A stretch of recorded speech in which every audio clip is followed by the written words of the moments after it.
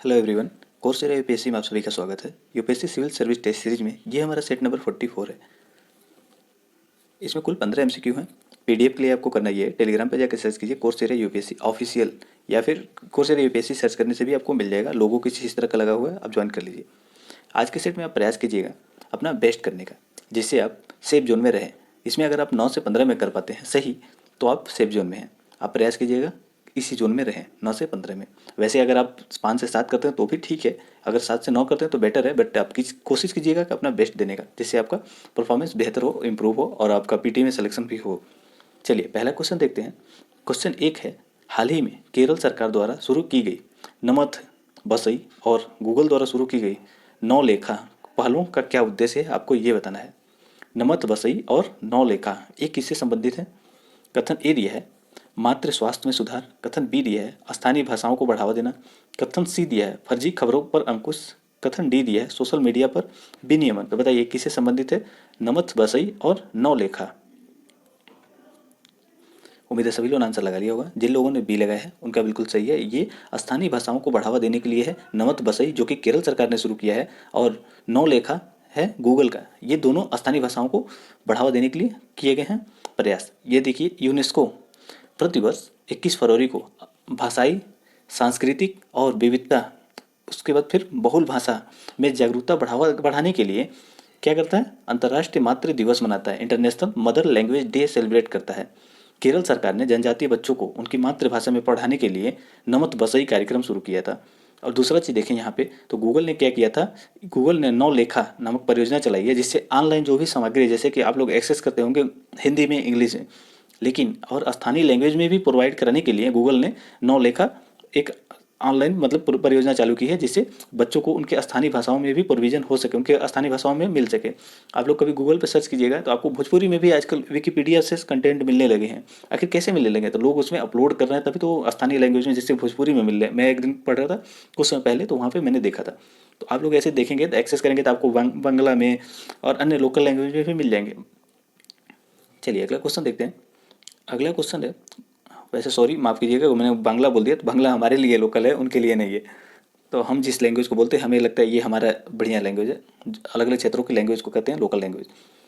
चलिए अगला आज का दूसरा क्वेश्चन है, global gender gap index world economic forum के ग्लोबल जेंडर गैप के हिस्से के रूप में निम्नलिखित में से किन आधारों पर पुरुषों और महिलाओं के बीच समता की दिशा में प्रगति का मापन किया जाता है? तो आपको ये बताना है कि इनमें से WEF global gender gap index के लिए किन किन आधारों को मापक के रूप में यूज करता है, किन के आधार पर मापता है, किसके संबंध में, पुरुष और महिलाओं के बीच के समता के आधार पर, दोनों में समानता कितनी है। कथन 1 दिया है शैक्षिक प्राप्ति, कथन 2 दिया है स्वास्थ्य एवं उत्तरजीविता, कथन 3 दिया है अंतर पीढ़ी वितरण, और कथन 4 दिया है राजनीतिक सशक्तिकरण। तो बताइए इनमें से किसका उपयोग करता है WEF? उम्मीद है सभी लोगों ने आंसर लगा लिया होगा।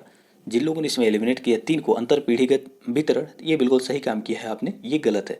1, 2 और 4 सही है, इसमें बी हमारा करेक्ट आंसर निकलता है। आप यहाँ पे कुछ विवरण दिए हुए हैं, देख सकते हैं। 2006 से ही ग्लोबल जेंडर गैप इंडेक्स के 4 पिलर पे आधारित WEF अपना रिपोर्ट जारी करता आ रहा है। ये 4 पिलर कौन से हैं? तो आर्थिक भागीदारी, मतलब पुरुष और महिलाओं के बीच आर्थिक भागीदारी कैसी है, इस चीज़ को रिप्रेजेंट करता है ये रिपोर्ट। और दूसरा चीज़ देखें, इसमें इसके पिलर हैं आर्थिक भागीदारी, अवसर, मतलब उनको कितना ज़्यादा अवसर मिल रहा है, इसके अपॉर्चुनिटी कैसी है, पुरुष को और महिलाओं को दोनों की अपॉर्चुनिटी की स्थिति कैसी है। जैसे कि महिला अगर जॉब के लिए जाती है और एक पुरुष जाता है तो कितनी ज़्यादा उनकी संभावना है किसको प्राप्त करने की, उस चीज़ को कहते हैं अवसर। शैक्षिक प्राप्ति, स्वास्थ्य एवं उत्तरजीविता, ये भी इसके पिलर हैं कि किसी की स्वास्थ्य सुविधाएं की सेवाएं कैसी हैं, किसकी कैसी हैं, मतलब स्कूल में स्त्री और पुरुष के लिए अलग अलग टॉयलेट हैं कि नहीं, शिक्षक मतलब मेल और फीमेल दोनों अवेलेबल हैं कि नहीं, उनका नज़रिया कैसा है, ये सारी चीज़ें लेकर के शैक्षणिक बताता है। और स्वास्थ्य और उत्तरजीविता को लेकर के भी ये रिप्रेजेंट करता है। राजनीतिक सशक्तिकरण, राजनीति में महिलाओं का योगदान है कि नहीं, ऐसा तो नहीं है ना कि महिलाओं का जो अधिकार है उनके संबंधित निर्णय पुरुष लेते हैं। तो इन सबको मिला करके ये ग्लोबल जेंडर गैप इंडेक्स को रिप्रेजेंट किए थे, इनके 4 प्रमुख आयाम थे। अब दूसरा चीज़ देखें तो ग्लोबल जेंडर गैप रिपोर्ट 2020 में भारत की स्थिति क्या रही है। तो भारत को इस वर्ष 112 रैंक मिले हैं 153 देशों में। 112वें स्थान पे है भारत 153 देशों में। लेकिन पिछले 2 वर्षों से भारत 108वें स्थान पे बना हुआ था, इस बार गिर गया नीचे, मतलब इसकी स्थिति और ख़राब हो गई। अब देखिए हमारे पड़ोसी देशों की स्थिति क्या है। तो हमारे पड़ोस में जो बांग्लादेश है उसका स्थान 50वां है, नेपाल का 101 है, श्रीलंका का 102 है, इंडोनेशिया इसका है 85 और चीन का है 106। तो चीन और भारत में कोई खास डिफरेंट नहीं रह गया है। दूसरा चीज़, अगर आप पूछेंगे कि सबसे पाकिस्तान की स्थिति पे है, तो पाकिस्तान की याद रखिएगा एकदम नीचे है, उसका स्थिति है 151। 153 में 151 पाकिस्तान की स्थिति है। आप लोगों को पता होगा कि पाकिस्तान की स्थिति कितनी खराब है। वहाँ पे महिलाओं को उतना ज़्यादा अधिकार नहीं दिया जाता है। आप लोगों को जानते होंगे पॉलिटिकल स्थिति वहाँ की कैसी है। यमन का है 153, सबसे नीचे है यमन, फिर इराक का है। तो आप इन सबको नीचे से टॉप करने वाले देशों को देख सकते हैं। चलिए अगला क्वेश्चन देखते हैं। अगला क्वेश्चन है PSLV-C51 के संबंध में निम्नलिखित कथनों पर विचार कीजिए। अभी ये जल्दी प्रक्षेपित किया गया है, इसलिए इस पर क्वेश्चन बनने की थोड़ी सी संभावना है। इसकी कुछ विशेषताएं भी हैं, इसीलिए ये ज़्यादा बनने की संभावना है, हो जाती है। कथन 1 दिया है, इसने अपने साथ साथ ब्राज़ील, भारत, अमेरिका के 19 उपग्रहों को सफलतापूर्वक प्रक्षेपित किया। कथन 2 दिया है, यह न्यू स्पेस इंडिया लिमिटेड का पहला वाणिज्यिक मिशन है। कथन 3 दिया है, यह इसरो का 53वां polar satellite launch vehicle mission है। तो बताइए इनमें से कौन सा कथन सही है PSLV-C51 के संबंध में। उम्मीद है सभी लोगों ने आंसर लगा लिया होगा। जिन लोगों ने इसमें लगाया था अपना डी, उनका बिल्कुल सही है, इसमें डी करेक्ट आंसर है। अगर हम देखें तो यहाँ पे भारत, ब्राज़ील और अमेरिका के 19 उपग्रह भेजे गए, ये बिल्कुल सही हो जाता है। न्यू स्पेस इंडिया लिमिटेड का ये पहला वाणिज्यिक मिशन है, तो ये भी बिल्कुल सही है। आप याद रखिएगा, न्यू इंडिया स्पेस लिमिटेड ये किसका, इसरो का कॉमर्शियल विंग है, उसका एक भाग है वाणिज्यिक, जो वहाँ पे अट्रैक्ट करता है भारत में कि विदेश से लोग यहाँ से प्रक्षेपित करवाएं अपने सैटेलाइट, तो इसीलिए ये काम करता है न्यू इंडिया स्पेस लिमिटेड। दूसरा चीज़ देखें तो यहाँ इसरो का 53वां पोलर PSLV लॉन्च व्हीकल का है ये मिशन, तो ये बिल्कुल सही हो जाता है। इसमें डी सही आंसर था। आप यहाँ पे सारी चीज़ें देख सकते हैं, यहाँ पे लिखा हुआ है श्रीहरिकोटा सतीश धवन से अंतरिक्ष से यहाँ से लॉन्च किया गया है। दूसरा चीज़ यहाँ पे, ये सारी चीज़ें तो याद रखने की जरूरत नहीं, क्योंकि यूपीएससी से पूछेगा नहीं। जो यहाँ पूछ सकता है तो वो चीज़ पूछ सकता है, मतलब कथन के रूप में, डायरेक्ट रूप में तो कभी नहीं चांसेज है। इनडायरेक्ट रूप में इनको मिल सकता है कि आपको न्यू इंडिया स्पेस लिमिटेड का ये पहला वाणिज्यिक मिशन है। अगर आप यूपीपीसीएस देते या अन्य एग्जाम देते तो भी इसके लिए आपके लिए ये लाभकारी हो जाता है। न्यू इंडिया स्पेस लिमिटेड का ये पहला मिशन है। अमेजेनिया नाम का ये जो सैटेलाइट था ये किसका था, ब्राज़ील का था। और भारत का ये कब का है, मतलब भारत और इस वर्ष का जो है ये पहला अंतरिक्ष मिशन है। PSLV रॉकेट के द्वारा सबसे लंबे अभियानों में से एक है ये इस वर्ष का। दूसरा चीज़ देखें तो अमेजोनिया किससे संबंधित है, तो आप लोग नाम से भी लग रहा होगा कि अमेजन जंगलों में वनों की कटाई और निगरानी भूभाग की जो वहाँ पर हुई निगरानी के लिए है ये इसरो का ये 53वां मतलब 53 नाम का नंबर का पोलर सैटेलाइट लॉन्च व्हीकल का मिशन है। तो कुछ ये बातें थी, आप याद रखिएगा। यहाँ पे न्यू इंडिया स्पेस लिमिटेड की बात तो बिल्कुल याद रखिएगा, पहला इसका वाणिज्यिक मिशन है और इस वर्ष का तो ये पहला है, तो सभी लोगों को ये चीज़ पता ही होगा। चलिए अगला क्वेश्चन देखते हैं। अगला क्वेश्चन है विजयनगर साम्राज्य के संबंध में गलत कथन का चयन कीजिए। तो बताना है आपको विजयनगर साम्राज्य के संबंध में इनमें से कौन सा कथन गलत है। विजयनगर साम्राज्य में अभी ये कृष्णदेवराय भी न्यूज में थे। तो देखिए पहला दिया कृष्णदेवराय तुलु वंश के शासक थे।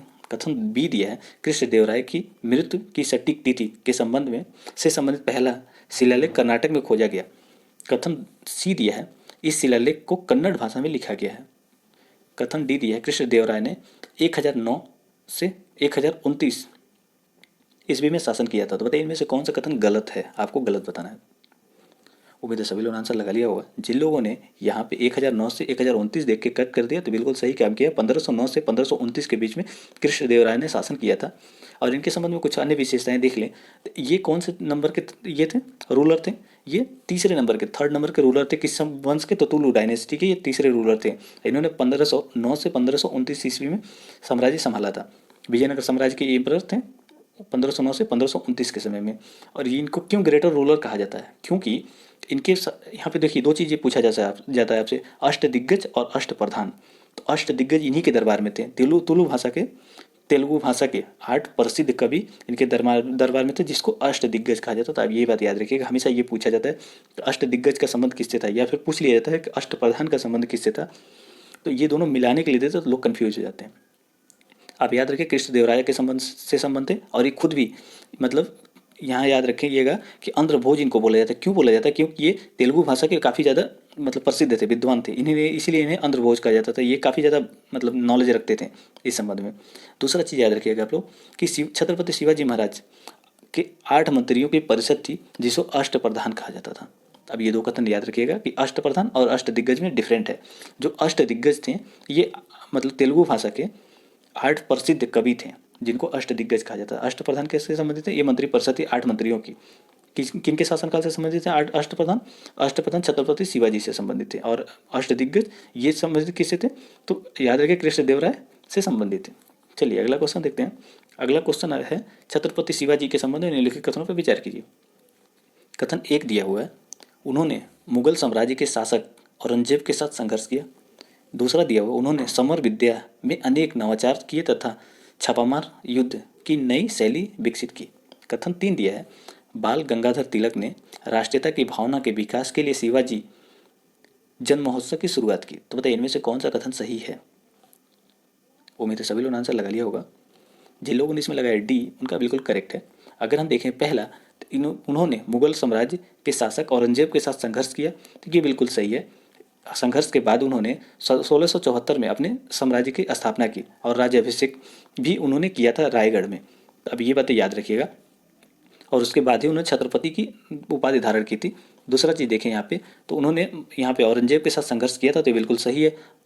और कुछ विशेषताएं यहाँ पे दी हुई थी, यहाँ पे देख सकते हैं कि वो किससे संबंधित थी, मतलब उनका यहाँ पे देख रहे होंगे आप, समर विद्या का संबंध। समर विद्या मतलब स्ट्रेटेजिक नॉलेज, मतलब उनको इतना अच्छा नॉलेज था कि स्ट्रेटेजिक के संबंध में कि किस तरीके से युद्ध किया जाए तो युद्ध जीता जा सकता है। तो इसके संबंध में समर विद्या का मतलब वही होता है कि सामरिक मतलब एजुकेशन कि युद्ध नीति, इसको हिंदी में कहते हैं, बढ़िया से समझे, युद्ध नीति होता है। तो इनमें इसमें उन्होंने बहुत सारे नवाचार किए थे। छापामार युद्ध प्रणाली की नई शैली भी इन्होंने विकसित किया था। तो इसलिए ये सेंटेंस दूसरा सही हो जाता है। बाल गंगाधर तिलक ने राष्ट्रीयता की भावना विकसित करने के लिए जन्मोत्सव मनाया था, शुरुआत की शिवाजी जन्मोत्सव, तो ये भी बिल्कुल सही है। इसमें तीनों कथन सही थे। उम्मीद आपने सही किया होगा। चलिए अगला क्वेश्चन देखते हैं। अगला क्वेश्चन है, निम्नलिखित में से कौन सा मिलान सही नहीं है? ये कथन ए दिया है रसीला, रसीला दिया है गुजरात। कथन बी दिया है बीथी, बीथी दिया है आंध्र प्रदेश। कथन सी दिया है कृष्णवट्टम, केरल दिया है। कथन डी दिया है विदेशिया, उत्तराखंड। तो बताइए किससे कौन सा संबंध है किसका? उम्मीद है सभी लोगों ने आंसर लगा लिया होगा। अगर हम देखें तो जिन लोगों ने इसमें डी लगाया उनका बिल्कुल सही है, क्योंकि विदेशिया गलत है। ये बिहार से संबंध है। और ये क्या है, तो ये याद रखिए कि बिहार का लोक नृत्य है, वो सभी लोक नृत्य थे जो कि सही थे। अब इसको एक बार रिवाइज कर लेंगे तो बेटर रहेगा।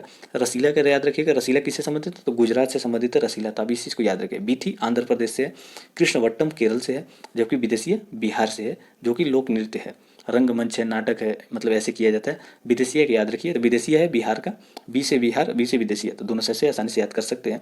20वीं शताब्दी का लोक रंगमंच है, इसमें बिहार के भोजपुरी भाषा में प्रचलित है ये। और इसमें क्या किया जाता है तो नाटक में, तो परंपरा, आधुनिकता, शहरी, ग्रामीण, अमीर, गरीब के संबंधित विरोधाभासी विषयों को संबंधित किया जाता है, रिप्रेजेंट किया जाता है इस लोक नृत्य में। दोनों के बीच का डिफरेंट उनकी समस्याएं, ये सब इसमें एक ही साथ व्यक्त किया जाता है। और बिहार महोत्सव में भी इसको रिप्रेजेंट किया जाता है, इसीलिए न्यूज में रहता है। चलिए अगला क्वेश्चन देखते हैं। अगला क्वेश्चन, हेडलाइन इन्फ्लेशन मतलब हेडलाइन मुद्रास्फीति को मापने के लिए भारत के निम्नलिखित मूल्यांकन सूचकांकों में से कौन सा माना जाता है? तो इसमें बताइए हेडलाइन इन्फ्लेशन को मापने के लिए किनका उपयोग किया जाता है, आपको ये बताना है। ये दिया हुआ है यहाँ पे जीडीपी, डिफ्लेशन। बी दिया है सीपीआई, एएल और आरएल। सी दिया सीपीआई, आईडब्ल्यू। और डी दिया है आईडब्ल्यू मतलब होता है इंडस्ट्रियल वर्कर, और डी दिया है डब्ल्यूपीआई। तो बताइए इनमें से किसका उपयोग किया था हेडलाइन इन्फ्लेशन में? उम्मीद है सभी लोगों ने आंसर लगा लिया होगा। होलसेल प्राइस इंडेक्स जिन लोगों ने लगाया उनका बिल्कुल सही है, डी का उपयोग किया जाता है। जिन लोगों ने डी लगाया था उनका करेक्ट है। आप यहाँ पे देख सकते हैं हेडलाइन इन्फ्लेशन में क्या किया था, होलसेल प्राइस इंडेक्स का उपयोग किया था। इसमें है फ्रूट, वेजिटेबल, पेट्रोलियम, गैस, ये सारे सम्मिलित हैं इसमें हेडलाइन इन्फ्लेशन में, क्योंकि इसमें होलसेल प्राइस इंडेक्स का उपयोग किया था। चलिए अगला क्वेश्चन है, सार्वजनिक वितरण प्रणाली का संचालन किसके द्वारा किया जाता है? कथन एक दिया है केंद्र सरकार द्वारा, कथन दो दिया है राज्य सरकार द्वारा। तो बताइए इनमें से कौन सा कथन सही है किसके संबंध में? सार्वजनिक वितरण प्रणाली के संबंध में।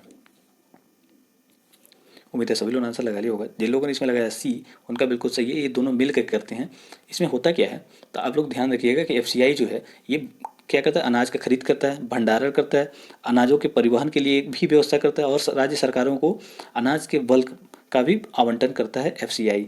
और दूसरा चीज़ देखें तो इसमें क्या होता है कि जो राज्य सरकारें होती हैं उनका कर्तव्य क्या होता है कि वो गरीबी रेखा से नीचे वाले परिवारों की पहचान करता है, राशन कार्ड भी जारी करता है राज्य, उचित मूल्य की दुकानों के लिए कामकाज का भी ये पर्यवेक्षण करता है राज्य। बाकी सारे प्रोविजन खुद केंद्र सरकार करती है, जो एफसीआई उसके माध्यम से मतलब उसके रिप्रेजेंटेटिव के रूप में काम करती है एफसीआई केंद्र सरकार के। तो उम्मीद है आपको समझ में आया होगा। चलिए अगला क्वेश्चन देखते हैं। ये लॉकडाउन को जैसे ज़्यादा ही न्यूज में रहता है, ये क्वेश्चन हो गया था क्योंकि सरकार ने 3 महीने के लिए राशन की व्यवस्था भी की थी इसके माध्यम से कि जिनके पास राशन कार्ड नहीं हो वो भी राशन प्राप्त कर सकते हैं। चलिए अगला क्वेश्चन है, इनमें से कौन से मिलान सही हैं? कथन 1 दिया है पीली क्रांति, पीली क्रांति का संबंध दिया है बताया गया है फल से। कथन 2 दिया है सुनहरी क्रांति, इसका संबंध बताया गया तिलहन से। कथन 3 दिया है गोल क्रांति आलू से, और कथन 4 दिया है भूरी क्रांति उर्वरक से। तो बताइए इनमें से कौन सा सही सम्मिलित है? उम्मीद है सभी लोगों ने आंसर लगा लिया होगा। विकल्प देख के आप लोगों को पता चल गया होगा कि इसमें 2 कथन तो गलत हैं, वो कौन से हैं आपको ये छांटना था। जिन लोगों ने इसमें लगाया है 3 और 4 अर्थात डी, उनका बिल्कुल सही है। यहाँ देखें पीली क्रांति का संबंध तिलहन से था और सुनहरी क्रांति का संबंध फल से था, तो ये दोनों एक दूसरे से रिप्लेस कर दिए गए थे। आप यहाँ पे देख सकते हैं पीली क्रांति का संबंध तिलहन से और सुनहरी क्रांति का संबंध फल से, तो आप ये चीज़ याद रखिएगा। चलिए अगला क्वेश्चन है, सियाचिन ग्लेशियर स्थित है। कथन 1 दिया है ईस्ट ऑफ अक्साइचिन, ये प्रीवियस ईयर सालों में पूछ चुका है यूपीएससी। बी दिया है ईस्ट ऑफ लेह, लेह के पूर्व में। कथन सी दिया है नॉर्थ ऑफ गिलगिट, गिलगिट के उत्तर में। North of Nubra valley, Nubra valley के उत्तर में। बताइए सियाचिन ग्लेशियर कहाँ अवस्थित है? उम्मीद है सभी लोगों ने आंसर लगा लिया होगा। जिन लोगों ने पिछले साल के क्वेश्चन सॉल्व किए हैं उनका भी आसानी से हल हो जाएगा। यहाँ देखें तो डी जिन लोगों ने लगाया था बिल्कुल सही है, ये नुब्रा वैली के उत्तर में स्थित है। आप यहाँ देख सकते हैं नुब्रा वैली कहाँ पे है, तो नुब्रा वैली यहाँ पे आपको दिख रहा है, नुब्रा वैली के उत्तर में सियाचिन ग्लेशियर है। तो आप ये चीज़ याद रखिएगा, थोड़ा सा मैप देखते रहेंगे तो आसानी से सॉल्व हो जाएगा ये। चलिए अगला क्वेश्चन है, अगला क्वेश्चन कह रहा है कि ब्रह्मपुत्र की सहायक नदियाँ निम्नलिखित में से कौन सी हैं? कथन 1 दिया है दिबांग, कथन 2 दिया है कामेत, कथन 3 दिया है लोहित। तो बताइए इनमें से ब्रह्मपुत्र की सहायक नदी कौन सी है? उम्मीद है सभी लोग ने आसानी से आंसर लगा लिया होगा। जिन लोगों ने इसमें डी लगाया उनका बिल्कुल सही है। यहाँ पे ब्रह्मपुत्र की सहायक नदियों में ये तीनों का नाम आता है, मतलब दिबांग कामेत लोहित, ये तीनों हैं किसे? ब्रह्मपुत्र की सहायक नदियाँ। आप यहाँ पे कुछ अन्य व्यूअर देख सकते हैं, अब इसके बारे में थोड़ा सा देख लेंगे तो बढ़िया रहेगा। यहाँ दिया है इसके ओरिजिन कहाँ होती है, तो मानसरोवर लेक के पास से होती है जो कि माउंट कैलाश के पास स्थित है। दूसरा चीज़ देखें तो इसको तिब्बत में क्या बोला जाता है, तिब्बत में सांगपो बोला जाता है। यहाँ पे अरुणाचल प्रदेश में क्या होता है, सियांग या दिहांग के नाम से जाना जाता है। तो अब ये 2 चीज़ें याद रखिएगा और इसके थोड़े से यहाँ पे सहायक नदियों का नाम देख लेंगे तो बढ़िया रहेगा। चलिए अगला क्वेश्चन देखते हैं। वैसे कोई खास महत्वपूर्ण नहीं होता है उसके, मतलब ब्रह्मपुत्र की नदियों की यूपीएससी ज़्यादा नदियों के बारे में खास करके पूछती है तो साउथ की पूछ लेती है। चलिए अगला क्वेश्चन है, मौलिक अधिकार के संबंध में निम्नलिखित कथनों पर विचार कीजिए। कथन 1 दिया है कथन 1 दिया है मूल संविधान में 8 मौलिक अधिकार थे परंतु वर्तमान में 7 ही मौलिक अधिकार हैं। कथन 2 दिया है संविधान के भाग 3 में सन्निहित अनुच्छेद 12 से 35 मौलिक अधिकार से संबंधित हैं। कथन 3 दिया है इन्हें संयुक्त राज्य अमेरिका से लिया गया है। कथन 4 दिया है संपत्ति के अधिकार को 1978 में 44वां संविधान संशोधन के संविधान के माध्यम से तृतीय भाग से हटा दिया गया था। किसको? यहाँ पे प्रॉपर्टी राइट को, संविधान के अधिकार को मौलिक अधिकार से हटा दिया गया था बाहर। तो बताइए इनमें से कौन सा कथन सही है? उम्मीद है सभी लोग आंसर लगा लिया होगा। अगर आप इसको देख रहे होंगे यहाँ पे विकल्प, तो आपको पता चल रहा होगा कि इसमें कोई ना कोई तो एक तो गलत है, आसानी से कर लेंगे, एक या 2 गलत है। अब ऐसे में ढूंढेंगे आप तो हो सकता है आपको मिल जाए, अगर थोड़ा सा भी हमने ध्यान से पढ़ा हो तो। आपको पता होना चाहिए कि इसमें कितने मौलिक अधिकार हैं, 8 दिया जबकि 7 थे, और वर्तमान में कितने हैं, तो टोटल 6 ही हैं जो कि यहाँ पे बदल दिया गया है। दोनों को एक एक रिप्लेस हट ज़्यादा कर लिख दिया कि बाकी सारी बातें यहाँ सही हैं। संविधान के भाग 3 में सन्निहित 12 से 35 के बीच मौलिक अधिकारों संबंधित विवरण दिए गए हैं। दूसरा चीज़ देखिए तो इन्हें संयुक्त राज्य अमेरिका से लिया गया है। और तीसरा यहाँ पे 4 नंबर जो दिया है संपत्ति के अधिकार को 1978 में 44वें संविधान संशोधन अधिनियम के द्वारा इसे हटा दिया गया, तो ये भी बिल्कुल सही है। आप यहाँ पे देख सकते हैं इस समय कितने हैं टोटल, पहले कितने थे 7, तो 7 थे तो उसमें संपत्ति का अधिकार सम्मिलित था, लेकिन अब हटा देंगे। यूपीएससी पूछ चुकी है समानता के अधिकार में कौन कौन से सम्मिलित हैं, स्वतंत्रता का अधिकार में क्या क्या सम्मिलित है, उसमें एक बार पूछ चुकी है यूपीएससी। तो आप इस चीज़ को थोड़ा सा ध्यान दीजिएगा। अब इसे याद करने का तरीका क्या है, तो आप याद कर सकते हैं, इसको ट्रिक यहाँ पे दिया हुआ, या फिर नॉर्मली आप याद करके इसे भी देख सकते हैं। समानता का अधिकार, स्वतंत्रता का अधिकार, शोषण के विरुद्ध अधिकार, सांस्कृतिक और शिक्षा की स्वतंत्रता का अधिकार, धार्मिक स्वतंत्रता का अधिकार, संपत्ति का अधिकार हट गया तो इसको आप कट कर सकते हैं, और लास्ट है संवैधानिक उपचारों का अधिकार।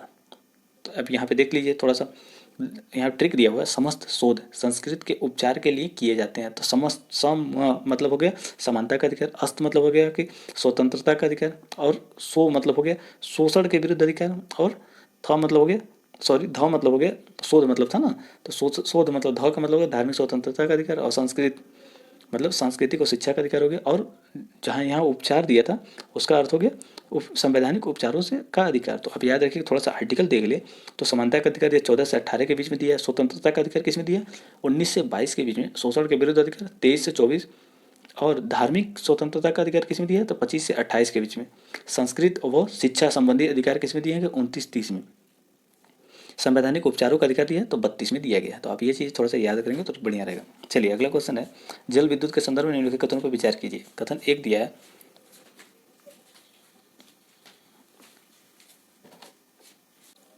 अगर देखें यहाँ पे तो पहला कथन दिया है, जल विद्युत संयंत्रों को स्थापित करते समय स्थानीय समुदाय का विस्थापन हो जाता है, कथन एक कह रहा है। जबकि कथन दो कह रहा है, जल विद्युत संयंत्रों द्वारा प्रदूषण नहीं होता है। तो बताइए इनमें से कौन सा कथन सही है। उम्मीद है सभी लोगों ने आंसर लगा लिया होगा। थोड़ा सा लोगों को ट्रिक लग सकता है कि यहाँ पे जल विद्युत संयंत्रों द्वारा प्रदूषण नहीं होता है, तो आप याद रखिएगा यहाँ संयंत्र शब्द दिया है, न कि जल विद्युत बस दिया है।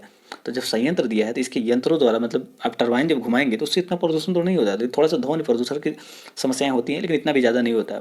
अगर टरबाइन के मतलब ये विंड पावर देखेंगे तो विंड के माध्यम से ज़्यादा ध्वनि प्रदूषण होता है, लेकिन इसके माध्यम से उतना ज़्यादा नहीं होता है। लेकिन आप लोग थोड़ा सोच रहे होंगे कि यहाँ पे जो रिजर्वायर होता है, रिजर्वायर से मीथेन गैस तो निकलता है सर, तो फिर ये कैसे सही हुआ। तो बताया नहीं आपको कि यहाँ पे दिया संयंत्र ना कि रिजर्वायर की बात की हुई है, तो इसलिए दूसरा कथन सही हो जाता है। अगर देखें पहले में तो जल विद्युत संयंत्रों को स्थापित करने से स्थानीय समुदाय को विस्थापित होना पड़ता है, तो हाँ ये बिल्कुल सही है। वहाँ पे जो भी स्थानीय समुदाय होते हैं, आप लोग याद रखिएगा, अभी हम लोग पिछले सीरीज में देखे थे गोवा में एक मतलब वहाँ पे भी क्या हो रहा था, हाईवे स्थापित करने की वजह से लोगों को विस्थापित होने की संभावना है। अभी केरल में भी ये इशू आ रहा है। तो आप लोग याद रखिएगा कि इसके द्वारा लोगों को विस्थापित होना पड़ता है, क्योंकि रिजर्वायर वायर जब स्थापित होता है यहाँ पे जल भंडार बड़ा सा होता है, तो कई क्षेत्रों में पानी भर जाता है जिससे लोगों को विस्थापित होना पड़ता है। तो ये पहला कथन भी सही है। ऐसे में हमें मिलता है सी, जिन लोगों ने सी लगाया था उनका करेक्ट आंसर है। चलिए अगला क्वेश्चन है, आप यहाँ पे देख सकते हैं, यहाँ पे देखिए रिजर्वायर है इतना बड़ा, अगर जब यहाँ इतना बड़ा होगा तो जो भी इसके नीचे होंगे क्षेत्र वो तो डूब ही जाएंगे ना। ऐसे में क्या होगा, तो मतलब वहाँ उनको तो विस्थापित होना पड़ेगा, सिंपल सी बात है। और इससे कुछ और समस्याएं भी होती हैं, जैसे कि अर्थक्वेक की समस्याएं बढ़ जाती हैं, क्योंकि एक ही जगह ज़्यादा लोड पड़ने से कहीं ज़मीन धंस जाती है या फिर भूकंप आने की संभावना होती है। तो ऐसी चीज़ें आप समझ सकते हैं। दूसरा यहाँ पे देखा तो इसके द्वारा ज़्यादा पॉल्यूशन नहीं होता है। ये संयंत्र है, यहाँ पे जो टरबाइन लगा है जनरेटर, ये संयंत्र, इससे ज़्यादा पॉल्यूशन नहीं होता है। चलिए अगला क्वेश्चन है, भारत में प्राकृतिक गैस के भंडार निम्न में से किन क्षेत्रों में अधिक हैं। तो यहाँ पे दिया है एक जैसलमेर, दो दिया है त्रिपुरा, तीन दिया है मुंबई के अपतटीय क्षेत्र, और चार दिया है कृष्णा गोदावरी डेल्टा। तो बताइए इनमें से किन क्षेत्रों में प्राकृतिक गैस के भंडार अधिक हैं। उम्मीद है सभी लोगों ने आंसर लगा लिया होगा। जिन लोगों ने डी लगाया था उनका बिल्कुल सही, इन सभी क्षेत्रों में है।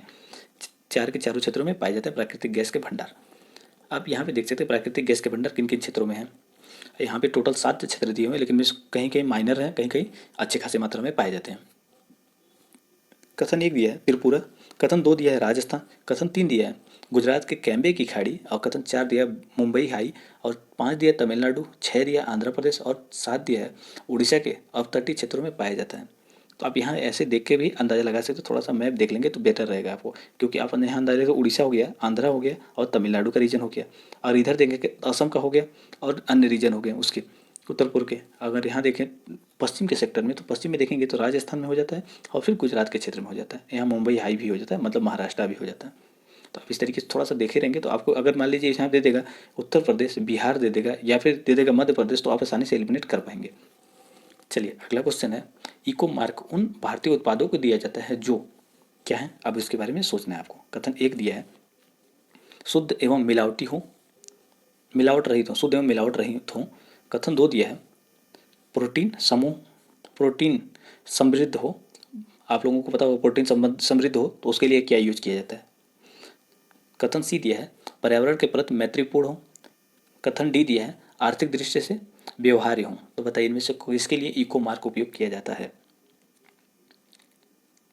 उम्मीद है सभी लोगों ने आंसर लगा लिया होगा। जिन लोगों ने इसमें सी यूज किया है, इको फ्रेंडली हो, पर्यावरण के प्रति मैत्रीपूर्ण हो, तो बिल्कुल सही है, इको मार्क उसी के लिए दिया जाता है। अगर प्रोटीन समृद्ध हो तो आप लोगों ने देखा होगा जब भी आप लोग फॉर्च्यून ऑयल लेंगे तो एफ प्लस रहता है, मतलब फोर्टिफाइड होता है, तो वहाँ प्रोटीन समृद्ध होता है, तो एफ प्लस उसके लिए यूज होता है। इको फ्रेंडली के लिए यूज होता है, यहाँ पे पर्यावरण इको फ्रेंडली हो तो इको मार्क यूज होता है। कुछ इस तरह से होता है उसका लोगो। इसको टोटल 17 कैटेगरी में दिया जाता है। इसको देता कौन है, देखिए ब्यूरो ऑफ इंडियन स्टैंडर्ड देता है इसको, मतलब इस सर्टिफिकेट को देता है इको मार्क का ब्यूरो ऑफ इंडियन स्टैंडर्ड। इसको कब से चालू किया गया है? तो 1991 से इसको प्रारंभ किया गया है, अभी भी जारी है। इसका उद्देश्य क्या है? तो लोगों को अवेयर करना, मतलब पर्यावरण को लेकर के, ताकि वो अपने कंजप्शन पे नियंत्रण करें और इको फ्रेंडली मतलब चीज़ें को ऑब्जर्व करें, मतलब इको फ्रेंडली चीज़ों को यूज़ करें। जैसे कि आप CNG के वाली गाड़ी में बैठते होंगे तो थोड़े से अलग फील आता है कि चलो पर्यावरण को कम से कम प्रदूषण तो नहीं कर रहे हैं। तो इसीलिए ताकि रिड्यूस करें लोग, इन्वायरमेंटल इम्पैक्ट को कम से कम करें, ताकि कम से कम पॉल्यूशन हो के, कुछ इसीलिए जारी किया गया था 1991 में। तो इको मार्क बस याद रखिएगा आप लोग। चलिए, आज की सीरीज के लिए देखने के लिए धन्यवाद। आपका जो भी स्कोर सही रहा हो, मतलब जितना भी आपने स्कोर किया हो नीचे ज़रूर बताएं।